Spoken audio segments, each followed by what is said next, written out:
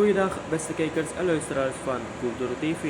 Ramseren ontvangt een Nederlandse defensiedelegatie voor overleg over samenwerking. Minister Uraykit Ramseren van Defensie heeft een beleefdheidsbezoek ontvangen van commandeur Walter Silvis Smit, directeur van de Directie Militaire Strategie van het Nederlandse ministerie van Defensie. De Nederlandse delegatie werd daarbij onder meer vergezeld door ambassadeur Walter Oostelmos.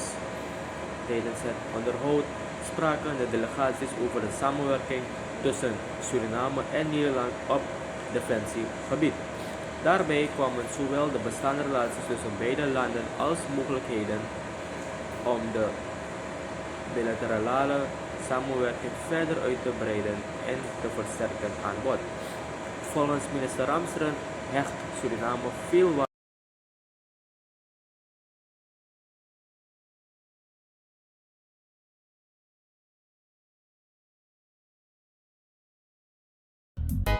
Deki ukrabasi ano sheng Masa pemba ano sheng Begadoti ano sheng Na tampum fui ala